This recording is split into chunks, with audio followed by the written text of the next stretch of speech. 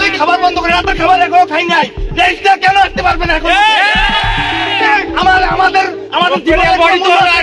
Teacher আমাদের পড়ার কথা ছিল,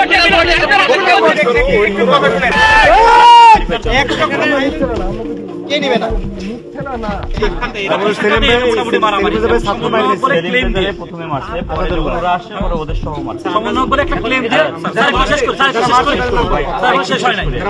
পরবর্তীতে যখন মারামারি হয়ে গেছে, পুলিশ আসতে একটু দেরি করছে, 45 মিনিট লাগেছে।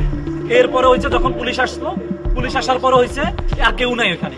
তখন আমাদের ওই লোকগুলোকে দৌড়ার উপরে ছিল, দৌড়ার উপরে মারছে, দৌড়ায় মারছে। তখন একজন ওই বাসা বরাবর যেখানে মার খেয়েছে ওই বরাবর আমরা গেলাম। সেখানে ছাত্র বিএনপির যিনি সোহেল, কমিশনার সোহেল, উনি আসছে। উনি এসা ওই ওনার নাম কি ইপ্তি যে মারছে এদেরকে, সাথে দুইজনকে নিয়ে, ইপ্তি হচ্ছে সোহেল কমিশনারের ভাতিজা। এখন ওরা কোন দল করে আমরা জানি না। এখন পরবর্তীতে সোহেল কমিশনার আমাদের সবাইকে, ছাত্র আমরা বিশ্ববিদ্যালয় থেকে 5-7 জন গেছি, 10-12 জন গেছি, বিশ্ববিদ্যালয় থেকে লোকজন আসছে। ওরা সোহেল কমিশনার আমাদেরকে থ্রেট দেয়, তোদের একটারও এখান থেকে যাইতে দিব না। ওপেনলি আমাদেরকে একটা থ্রেট দিছে। এবং পরবর্তীতে আমাদেরকে মানে এখান থেকে যাইতে দিবে। পরবর্তীতে আমরা হুন্ডে টান দিয়ে চলে আসছি, আমরা থানায় বসবো। এর পরবর্তীতে হয়েছে সোহেল কমিশনার ডিফেন্স দিচ্ছে অলরেডি এই ছেলেগুলাকে।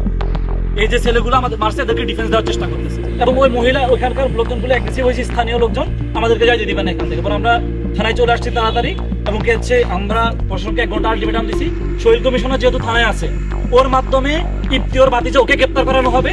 এবং ওই ইপ্তির মাধ্যমে তারা যার সাথে যে 2 জন ছিল, ওই 2 জন গ্রেপ্তার করা হবে। এবং কি স্যার, মারামারি যখন হয় তখন এই ইপ্তি কানে ফোন দিয়ে বলতেছে ইবানকে কল দাও, যে হচ্ছে বঙ্গবন্ধু ছাত্র দলের নেতা। ইবানকে কল দিতে বলতেছে মারামারি করার জন্য, আমাদেরকে মারার জন্য, আসার জন্য।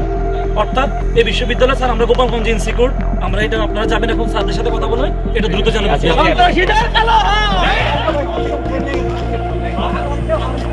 যাওয়ার আগে আমরা ওদের সাথে কথা বলি, একটা আইনে চলে, দেশটা একটা আইনে চলে।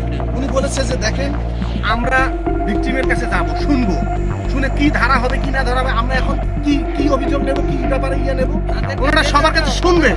ওনারা ওখানে ভিকটিমের কাছে যাবে, শুনবে, তারপরে কি হবে। এমনি চাপ দিলেই সবকিছু হয় সব জায়গায়। আপনারা ওর ভিতরে যেটা বলেছেন, আমি ওখানে ছিলাম, আপনারা ওখানে বলেছেন। তুমি কখন গেছো? আমি শুরু থেকে ছিলাম, আমি শুরু থেকে ছিলাম। তোমার আগে আমরা কথা বলছি, তদন্ত কমিটি হওয়ার পর মামলা হবে।